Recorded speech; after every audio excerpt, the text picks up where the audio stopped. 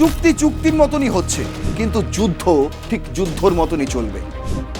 আর ঠিক হয়েছেও তেমনটাই। ইরানের বেশ কিছু স্থাপনায়, তেল সংরক্ষণ স্থাপনায় হামলা করেছে, বোমা ফেলেছে মার্কিন যুক্তরাষ্ট্র। আর তার প্রতিবাদেই তারা এখন এই মুহূর্তে পাল্টা হামলায় নেমেছে।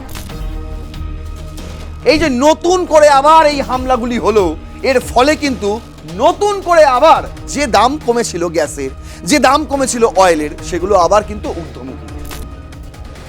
Iran targets 2 vessels in strait of Hormuz report. হঠাৎ করে ইরান স্ট্রেট অফ হরমুজে এই ধরনের হামলা কেন করলো? চুক্তি মেনে না চলে, ইরান যদি ফাইনাল একটা ডিল না করে, একটা ফাইনাল ডিলে যদি না পৌঁছয়, তাহলে আমরা তেহরানে চলে যাবো এবার কি নিয়ে? আমাদের সাজসজ্জা নিয়ে, আমাদের রণসজ্জা নিয়ে। আর কি করব আমরা ফিনিশ দ্য জব করে দেবো। ফের খবরের শিরোনামে হরমুজ প্রণালী। চুক্তি হয়েছে কিন্তু ফাইনাল হয়নি, আর সেই অবস্থায় দাঁড়িয়ে উত্তেজনা ছড়িয়ে পড়েছে এই মুহূর্তে হরমুজ প্রণালীতে। একের পর এক তেলবাহী জাহাজ, এলএনজিবাহী জাহাজে হামলা ইরানের, আর পাল্টা হামলা করছে মার্কিন যুক্তরাষ্ট্রের নৌবাহিনীও। কিন্তু যেমনটা আমি বললাম, ঠিক তেমনটাই হঠাৎ করে কি নতুন করে আবার হরমুজ প্রণালীতে উত্তেজনা ছড়িয়ে পড়ল? আজ্ঞে না, এই হরমুজ প্রণালীতে উত্তেজনা কখনোই থামেনি। চুক্তি হয়েছে ইসলামাবাদে গত 17ই জুন, তারপরও কেটে গিয়েছে বেশ কয়েকটি সপ্তাহ। আর এই সপ্তাহে কি শান্তি প্রতিষ্ঠা হয়েছে পশ্চিম এশিয়ায়? এই সপ্তাহে, এই দিনগুলোতে কি শান্তি ফিরে পেয়েছে ইরান এবং পশ্চিম এশিয়া, বিশেষ করে হরমুজ প্রণালী লাগোয়া যে দেশ, ওমান, সৌদি আরব থেকে শুরু করে কাতার? আজ্ঞে না। তাহলে দেখুন, এই ঝামেলা কখনোই থামেনি। আমি আপনাদের বলেছিলাম চুক্তি হচ্ছে, ইসলামাবাদে যেদিন চুক্তি হয় সেই দিনই বলেছিলাম চুক্তি চুক্তির মতনই হচ্ছে, কিন্তু যুদ্ধ ঠিক যুদ্ধর মতনই চলবে। আর ঠিক হয়েছেও তেমনটাই। এই মুহূর্তে দাঁড়িয়ে ইরান তাদের অভিযোগ যে মার্কিন যুক্তরাষ্ট্র তাদের সঙ্গে প্রতারণা করেছে। চুক্তির পরেও যখন কাতারে আলোচনা চলছে, ঠিক সেই সময় ইরানের বেশ কিছু স্থাপনায়, তেল সংরক্ষণ স্থাপনায় হামলা করেছে, বোমা ফেলেছে মার্কিন যুক্তরাষ্ট্র। আর তার প্রতিবাদেই তারা এখন এই মুহূর্তে পাল্টা হামলায় নেমেছে। আর অন্যদিকে আলী খামেনি, ইরানের প্রাক্তন সর্বোচ্চ সুপ্রিম লিডার, তার শেষকৃত্য কিন্তু সম্পন্ন হয়েছে। একদিকে যখন লাখো লাখো লোক তার শেষকৃত্যে সামিল হচ্ছে, ঠিক সেই সময় উত্তেজনা প্রবল হরমুজ প্রণালীতেও। তারই পাশাপাশি সোশ্যাল মিডিয়ায় ছড়ানো হচ্ছে, টুইটার অধুনা এক্সে, সেখানে ছড়ানো হচ্ছে যে ইরানের তরফ থেকে যে আলোচনায় অংশ নিয়েছিল, মূলত যে দায়িত্ব পালন করছিল এই চুক্তিতে ইরানের পররাষ্ট্রমন্ত্রী, ফরেন মিনিস্টার আব্বাস আরাকচি, তাকে নাকি খতম করে দিয়েছে মার্কিন যুক্তরাষ্ট্র। সমস্তটাই আজকে আপনাদের সামনে তুলে ধরবো। চলুন শুরু করছি রণক্ষেত্র। আপনাদের সঙ্গে রয়েছে আমি নারায়ণ। আজ আমাদের হেডলাইন, ইউএস চিট ইরান। একটা জিজ্ঞাসা চিহ্ন রয়েছে, যেটা ইরান দাবি করছে যে মার্কিন যুক্তরাষ্ট্র আমাদের সঙ্গে প্রতারণা করেছে। আদৌ কি তাই করেছে? আর যদি করে থাকে, সেটাও আমরা আজকের এই এপিসোডে বুঝবো। দেখুন, প্রথম স্লাইডেই আমি রেখেছি আপনাদের জন্য যে আলী খামেনি তার জানাজা অনুষ্ঠিত হচ্ছে, ঠিক একই সময় অন্যদিকে হরমুজ প্রণালীতে একের পর এক জাহাজে হামলা চলছে। দেখুন আল জাজিরার হেডলাইনটা, খামেনিস funeral underway in Qom, ships attacks in Hormuz। প্রথমত আপনাদের আমি কোমের সেই ছবিটা দেখাতে চাই, যেই ছবিটা অ্যাকচুয়ালি খামেনির জানা যায় যে লাখো মানুষের ভিড়। সেই ছবিটা একবার দেখুন, দেখলেই বুঝতে পারবেন যে ইরানকে আপনারা দেখেছিলেন যুদ্ধের আগে, 28শে ফেব্রুয়ারির আগে, আজ সেই ইরান কিন্তু অনেকটাই পরিবর্তন হয়ে গেছে। যেই ইরানের বাসিন্দারা স্বয়ং ইরানের সুপ্রিম লিডারের বিরুদ্ধে রাস্তায় নেমেছিল একটা সময়, আজ তারাই ভিড় জমাচ্ছেন সেই সুপ্রিম লিডারের জানাজায়। হরমুজ প্রণালীতে জাহাজে কে হামলা চালিয়েছে? দেখুন, দ্য ওয়াল স্ট্রিট জার্নালের তার হেডলাইনটা পড়ুন, Iran's revolutionary guard fires missile at ships near Hormuz. মানে IRGC, Iran revolutionary guard corps তারা মিসাইল হামলা করেছে কোথায়? হরমুজের পাশে একদম একটি জাহাজে। এখনো পর্যন্ত জানা যাচ্ছে না সেই জাহাজটি কার, তবে কোনো রকম বেরোয়নি, কোনো সংবাদ মাধ্যমেই কিন্তু স্পষ্ট করে কিছু জানানো হয়নি। কিন্তু ছবিটা ভাইরাল হচ্ছে, সোশ্যাল মিডিয়ায় এই ছবি ভাইরাল হচ্ছে, যেখানে স্পষ্ট দেখানো হচ্ছে মিসাইল গিয়ে হামলা চালিয়েছে একটি জাহাজে। বলা হচ্ছে এই জাহাজটি নাকি তেলবাহী জাহাজ ছিল, আর সেই জাহাজে যখন এই মিসাইল গিয়ে পড়ে তখন দাউ দাউ করে জ্বলে ওঠে, আর সেই ছবি এই মুহূর্তে সোশ্যাল মিডিয়ায় ভাইরাল।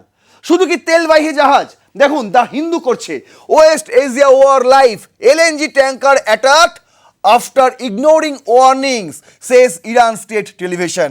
বলছে প্রথমত আপনাদের জানিয়ে রাখি, যেহেতু চুক্তি হয়েছে ইসলামাবাদে, চুক্তি হয়েছে, কিন্তু সেই যে চুক্তি মোতাবেক একটা ফাইনাল একটা ডিল যে হওয়ার কথা ছিল, মানে আমরা যে যুদ্ধ আর করব না এই নিয়ে, মানে যেটা শর্ত, যে সমস্ত শর্ত চাপানো হয়েছিল যে ইরানের জব্দকৃত যে সম্পত্তি সেগুলো ফেরত দেবে মার্কিন যুক্তরাষ্ট্র। আচ্ছা, মার্কিন যুক্তরাষ্ট্রের শর্ত অনুযায়ী ইরান তাদের পারমাণবিক কর্মসূচি এই মুহূর্তে বন্ধ রাখবে, কিন্তু সেটা আলোচ্য বিষয়ের মধ্যে ছিল। আগামী 60 দিন, মানে 17ই জুন থেকে 60 দিনের যে পিরিয়ড, এই পিরিয়ডের মধ্যে কিন্তু এই বিষয়ে আলোচনা হওয়ার কথা ছিল। আর সেই কথার সময়ও কিন্তু ইরান জানিয়ে দিয়েছিল যতক্ষণ না ফাইনাল ডিল হচ্ছে ততক্ষণ পর্যন্ত কিন্তু আমরা যে সমস্ত কর্মকাণ্ড করে চলেছি করে যাব। এমনকি স্ট্রেট অফ হরমুজও তারা খুলতে অস্বীকার করে, তার কারণ মার্কিন যুক্তরাষ্ট্র এখনও তাদের ব্লকেট জারি রেখেছে। আর এইখান থেকেই ইরান কিন্তু ওয়ার্নিং দিয়ে রেখেছিল সমস্ত জাহাজকে, যে কোনো বিশ্বের প্রতিটা দেশের জাহাজকে ওয়ার্নিং দিয়ে রেখেছিল যে আমরা যে রুট বলে দিচ্ছি এই মুহূর্তে, চুক্তিকালীন পিরিয়ড যাকে বলা হচ্ছে, এই 60 দিনের যে পিরিয়ড, এই চুক্তিকালীন পিরিয়ডে আমরা যে রুট বলে দিচ্ছি আপনাদেরকে, সেই রুট দিয়েই আপনাদের যেতে হবে। অন্যত্র এই ধরনের হামলা হবে, অ্যাটাক হবে, আপনি কিছু করতে পারবেন না। সেই জন্য হেডলাইন করছে, দেখুন ইরান স্টেট টেলিভিশন, তারা বলছে যে ওয়ার্নিং উপেক্ষা করেছিল একটি জাহাজ যার মধ্যে এলএনজি ছিল, সেই জাহাজেও the tanker set ablaze after being hit by projectile hit near Lima Oman in the strait, said the United Kingdom maritime trade operation centre. বলা হচ্ছে এইখানে লিমা, ওমানের লিমাতে যে এলএনজি ট্যাঙ্কারে হামলা চালানো হয়েছে সেটা হতে পারে ইউকের, কারণ ইউকে তারা দাবি করেছে, ইউনাইটেড কিংডম তারা দাবি করেছে যে আমাদের একটি জাহাজ সেখানে ক্ষতিগ্রস্ত হয়েছে। এবার দেখুন তাহলে কটা হলো, মোট দুটো। আলাদুলু করেছে যে Iran targets 2 vessels in strait of Hormuz report.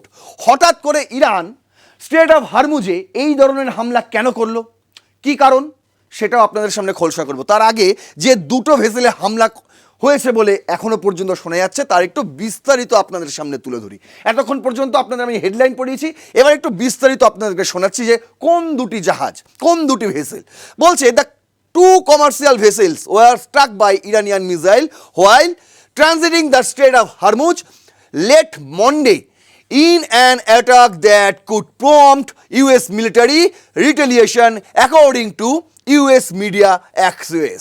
US media access এর রিপোর্ট অনুযায়ী যে দুটো ভেসেলে হামলা করেছে ইরান, দুটিই ছিল কিন্তু কমার্শিয়াল। সেই দুটি ভেসেলে ইরান মিসাইল অ্যাটাক করে এমনটাই কিন্তু খবর আনাদুলু করেছে।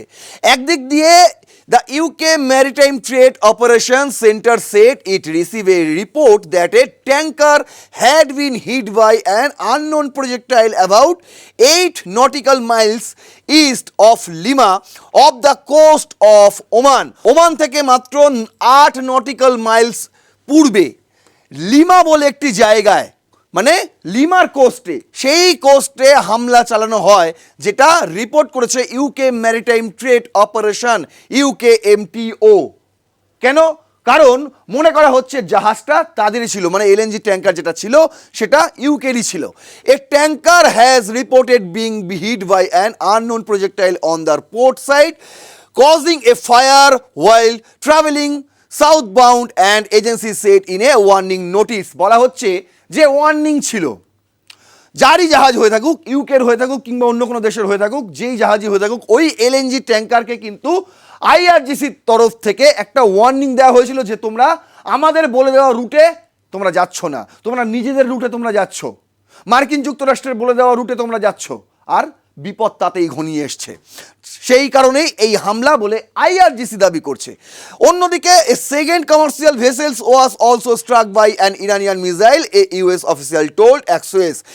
একজন ইউএস অফিসিয়াল অ্যাক্সিওসকে বলেছে যে সেকেন্ড যে ভেসেলটা হামলায় হয়েছে সেটাতেও ইরানি হামলা করেছে। তার আগে ইরান নিজেই স্বীকার করে নিয়েছে এই কথা। Both ships sustained significant damage but there are no reported casualties.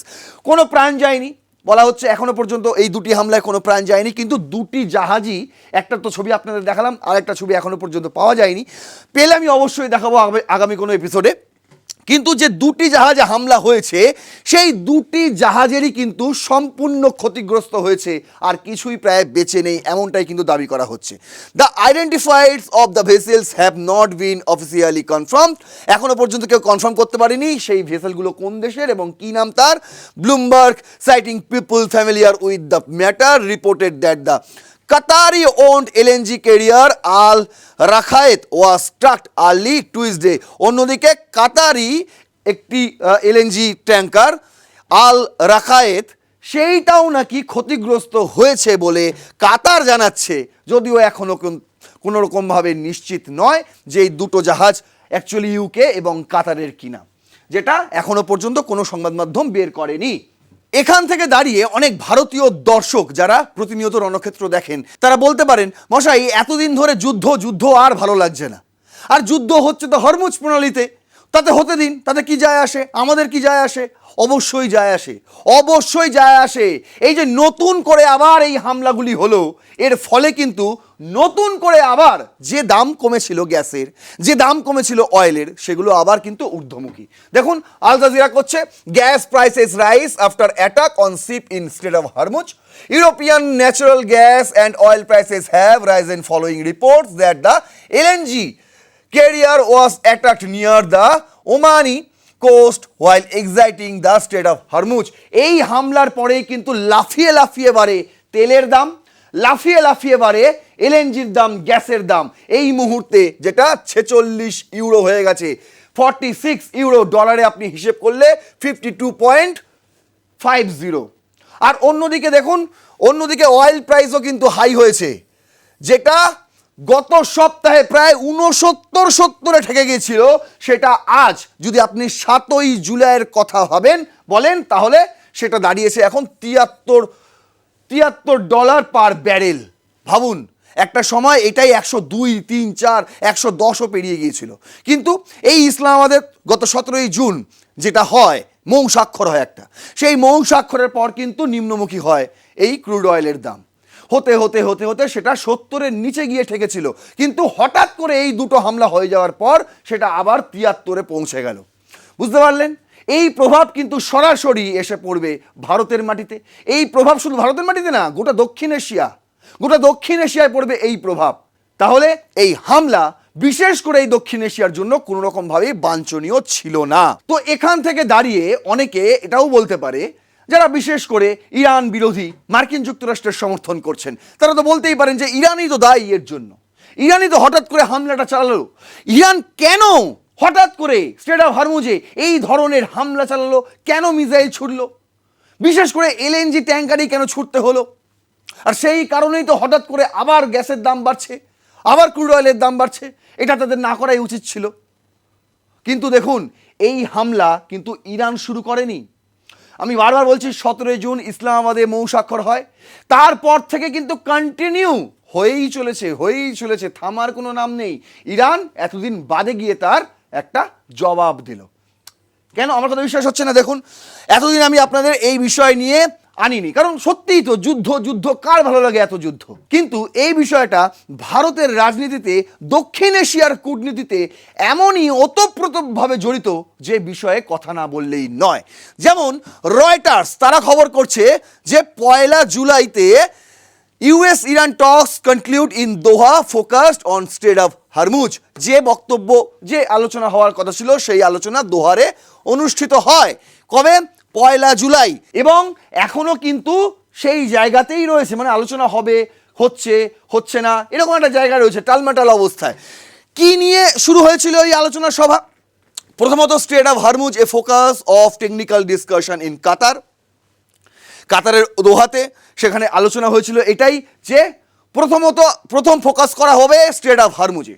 মার্কিন যুক্তরাষ্ট্র তাদের ব্লকেট সরিয়ে নেবে, তার পরিবর্তে ইরান তাদের যে ব্লকেট সেটাও তারা সরিয়ে নেবে। কিন্তু Iran also prioritising release of frozen assets, কিন্তু ইরান তার আগে একটা শর্ত চাপিয়ে রেখে দিয়েছিল যে যদি তোমরা আমাদের জব্দকৃত সম্পত্তি সেগুলো যদি না ছাড়ো, সেগুলো যদি মুক্ত না করো, তাহলে কিন্তু আমরাও স্ট্রেট অফ হরমুজ খুলব না। আর মার্কিন যুক্তরাষ্ট্র তারাও ব্লকেট জারি রেখেছে। আর অন্যদিকে JD Vance signals troops won't return to war without clear purpose. যখন কোনো আলোচনায় কোনো জায়গায় গিয়ে ঠেকছে না, তখন জেডি ভান্স মার্কিন ভাইস প্রেসিডেন্ট তিনি বলে দিয়েছেন যে আমরাও কোনো রকম ট্রুপ উইথড্র করব না। আমরা যেখানে যেখানে যা ট্রুপ রেখেছি, আরব আমির সাইডে যা রেখেছি, সৌদি আরবে যা রেখেছি, আমরা সেখানে সেমন ঠিক সেভাবেই রেখে দেবো, আমরা সরাবো না। কিন্তু দেখুন, মৌ স্বাক্ষর হওয়ার পরও আলোচনাতে এত মতবিরোধ কেন, কোথা থেকে উঠে আসছে? আরে মতবিরোধ যাতে না হয়, যাতে একটা জায়গায় আসা যায়, যাতে শান্তি প্রতিষ্ঠা করা যায়, সেই কারণেই তো মৌ স্বাক্ষর হয়েছিল। সেই কারণে, সেই লক্ষ্যেই তো এই আলোচনাগুলো 7 দিন ধরে হবে, যাতে পরবর্তীকালে গিয়ে একটা ফাইনাল ডিল করা যায়। কিন্তু এই মতবিরোধ পয়লা জুলাইতেই শুরু হয়নি, তার আগে থেকেই শুরু হয়েছে। যেমন দেখুন, 27শে জুন CNN ওয়ার্ল্ড তারা হেডলাইন করেছিল Iran and US exchange strikes as Hormuz tensions trace agreement. যদিও এটা CNN মার্কিন যুক্তরাষ্ট্রের একটি সংবাদ মাধ্যম, তারাই হেডলাইনটা করেছিল। যদিও ইরান দাবি করছে যে আমরা কোনো রকম স্ট্রাইক করিনি, মৌ স্বাক্ষরের পর আমরা কোনো রকম স্ট্রাইক করিনি, এটাই প্রথম।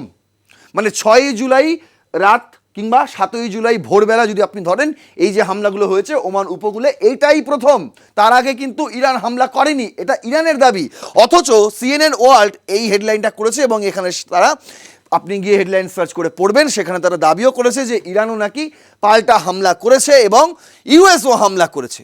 কিন্তু ইউএস কোথায় হামলা করলো, ইরান কোথায় হামলা করলো? দেখুন, 28শে জুন যখন এই ইরান ওয়ারের 121তম দিন, আজ 7ই জুলাই, আপনি যদি ধরেন 130তম দিন, মানে 30তম দিন, তার 9 দিন আগে এই গল্প হয়ে গিয়েছিল। তারপরে তো এত গল্প হয়েছে। ভাবুন কি হয়েছিল। বলছে Iran attacks Bahrain Kuwait as US strikes near Hormuz. যখন ইউএস হরমুজের কাছাকাছি হামলা করলো, তখন ইরান তার জবাব দিয়েছিল বাহারিন এবং কুয়েতে হামলা করে। তাই এখানে কিন্তু সেই বাহারিন এবং কুয়েতের কথাই লেখা রয়েছে, যদিও একটু এদিক ওদিক করে। কেউ বলছে মার্কিন যুক্তরাষ্ট্র আগে হামলা করেছিল, তারপর ইরান বলছে আমরা তো হামলাই করিনি, মার্কিন যুক্তরাষ্ট্র হামলা করেছিল, তাই জন্য আমরা জবাব দিয়েছি বাহারিন এবং কুয়েতে।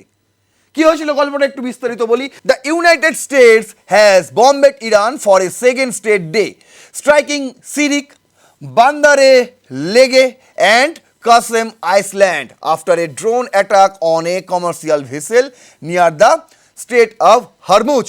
আচ্ছা, মার্কিন যুক্তরাষ্ট্র তাদের দাবি হচ্ছে যে স্ট্রেট অফ হরমুজে কিছু ড্রোন অ্যাটাক হয়েছিল, কিছু ভেসেলে ড্রোন অ্যাটাক হয়েছিল। তার পরিবর্তে তারা ইরানের ভেতরে একদম শিরিক, বান্দারে লেগে উপকূলে, কাসিম আইল্যান্ডে, এই সমস্ত জায়গায় তারা বোমা বর্ষণ করে, তার পাল্টায় জবাবে।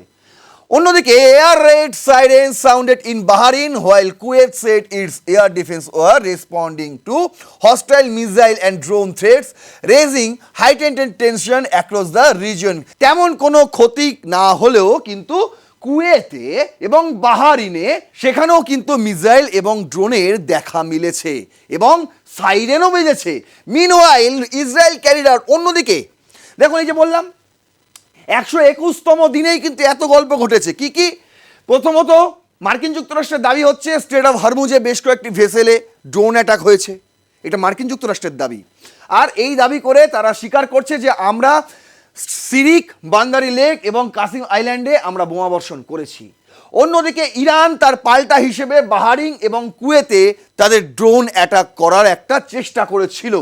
এবার অন্যদিকে ইসরায়েল তারাও কিন্তু লাগাতার সাউথ লেবাননে হামলা চালিয়ে যাচ্ছে। বিশেষ করে এই 121তম দিনে 28শে জুন তারা একটি নতুন করে হামলা চালায়, যেখানে একজন মানুষের মৃত্যু পর্যন্ত হয়। তাহলে কোথায় থেমেছে যুদ্ধ? কোথায় যুদ্ধটা থামলো? 17 জুনে মৌ স্বাক্ষর হয়েছে, তারপর 27 জুনে এই হেডলাইন, তারপর 28 জুনের এই হেডলাইন, তারপর 1 জুলাইতে আপনি গেছেন আলোচনা করতে। কি আলোচনা হবে সেখানে? মতবিরোধিত হবে, মতবিরোধিত হবে। দেখুন, এত সমস্ত হামলার মাঝে ইসরায়েল ফাঁকতালে এসে, মানে ইসরায়েল বলবো না আমি, ইসরায়েলের কিছু সমর্থক তারা ফাঁকতালে এসে বিশেষ করে টুইটারে, অধুনা এক্সে একটা গুজব ছড়াচ্ছে। কি সেই গুজব? প্রথমত তারা ছড়াচ্ছে যে নাকি ইরানের ফরেন মিনিস্টার আব্বাস আরাকচি তিনি নাকি এলিমিনেটেড হয়ে গেছে, তাকে নাকি সরিয়ে দেওয়া হয়েছে, খতম। যেমনটা আলী খামেনিকে সরিয়ে দেওয়া হয়েছে, ঠিক একই রকম নাকি ইরানের পররাষ্ট্রমন্ত্রী তাকেও নাকি সরিয়ে দেওয়া হয়েছে। বলছে news has just bin receive that America has launched a massive attack on Tehran, নাকি তেহরানে হামলা করেছে মার্কিন যুক্তরাষ্ট্র, এবং সেই অ্যাটাকে অ্যাকর্ডিং টু রিপোর্টস, সূত্র মারফত তারা জানতে পেরেছে নাকি ইরানের ফরেন মিনিস্টার তিনি আর নেই। Official confirmation of this news is still awaited. কিন্তু এটা নিয়ে কোনো অফিসিয়াল স্টেটমেন্ট বেরোয়নি এবং ইরান এই খবরটাকে মান্যতাও দেয়নি। শুধু কি আব্বাস আরাকচি, এই ধরনের একগুচ্ছ গুজব আপনি সোশ্যাল মিডিয়া খুললেই দেখতে পাবেন। যেমন এই পোস্টটায় দাবি করা হচ্ছে যে the Pentagon has confirmed that a massive US air strike order by the president successfully targeted and killed Qasem Soleimani, the head of Iran's IRGC Quds Force near Baghdad International Airport. Baghdad international এয়ারপোর্টের সামনে নাকি US একটি massive air strike করে এবং সেই air স্ট্রাইকে IRGC কুদস ফোর্সের commander, actually এখানে নাম লিখেছে কাসিম সোলেইমানি, অথচ ছবি যার ব্যবহার করেছে ইনি হচ্ছেন ইসমাইল কানি। ভাবুন, এই যে পোস্টটা গুজব পোস্ট, এটা কিন্তু এখানেই স্পষ্ট ধরা যাচ্ছে। নাম লিখছে কাসেম সোলেইমানি, অথচ যার ছবি দেওয়া হচ্ছে তিনি কিন্তু ইসমাইল কানি, কিন্তু পোস্টটা এক। তিনি এই মুহূর্তে আইআরজিসি কুদস ফোর্সের কমান্ডার এবং তিনি জীবিত রয়েছেন, ইরান কিন্তু সেটাই জানাচ্ছে।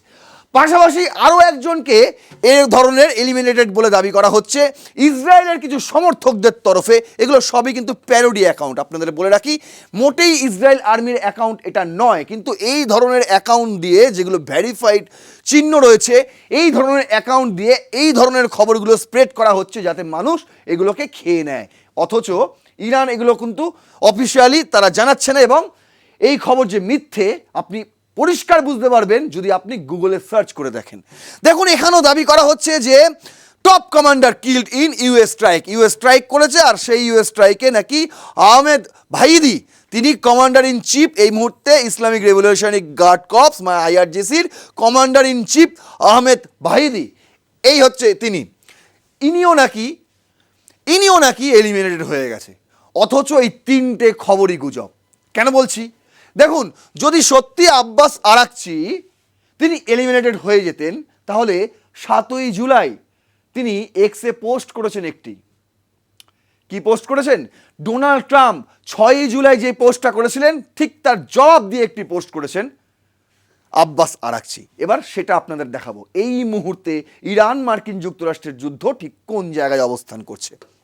দেখুন, এত কিছু হওয়ার পর ডোনাল্ড ট্রাম্প বলছে যে ইরান চুক্তি মেনে চলছে না, মৌ যে স্বাক্ষর হয়েছে সেই স্বাক্ষর তারা মানতে চাইছে না, আর যদি না মানে তাহলে কি করব?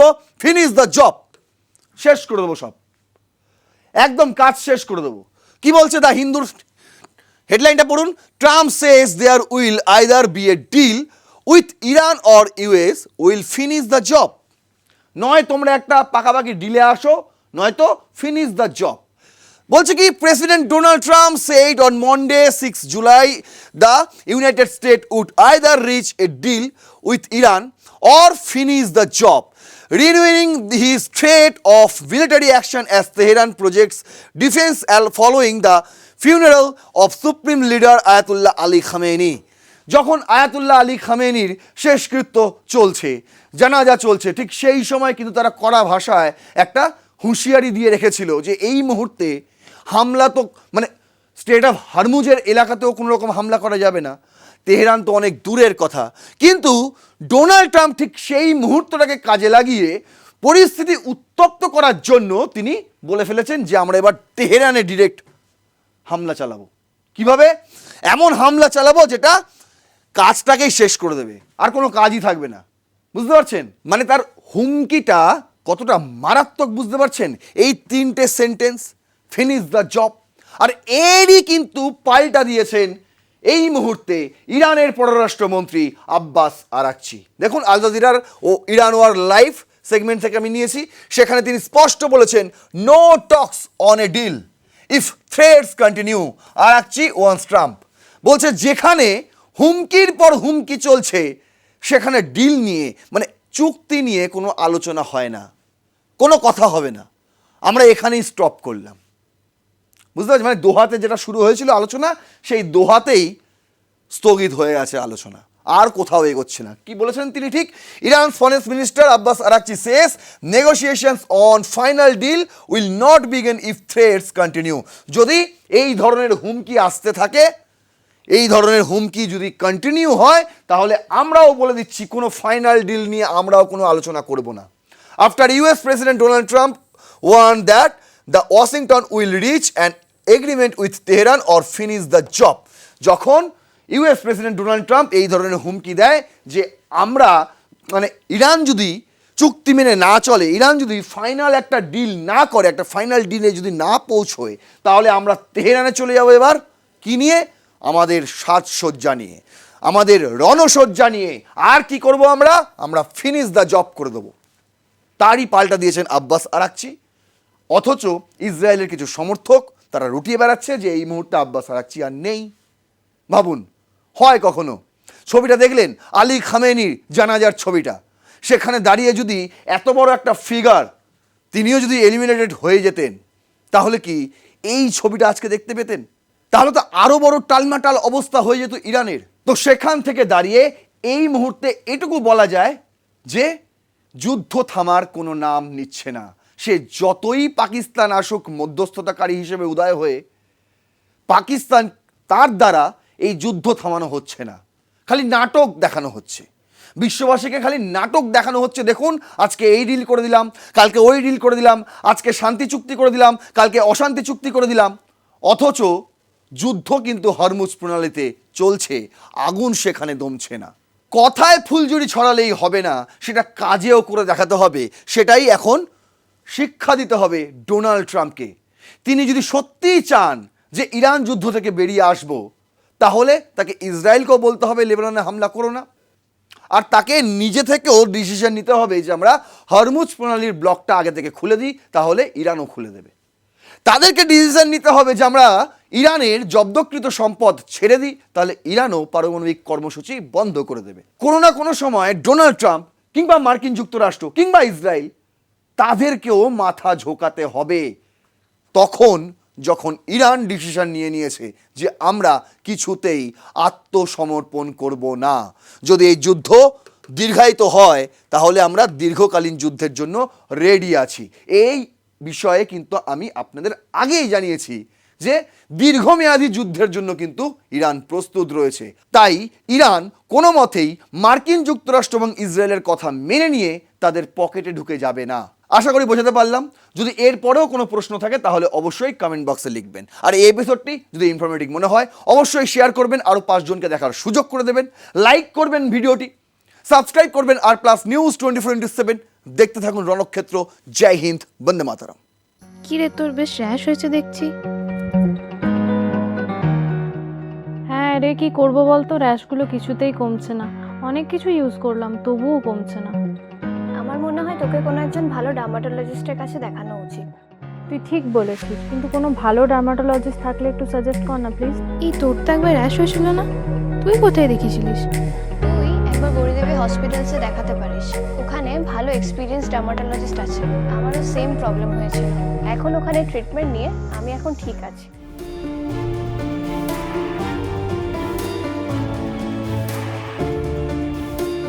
গৌরী দেবী হসপিটাল, রাজবাঁধ, দুর্গাপুর।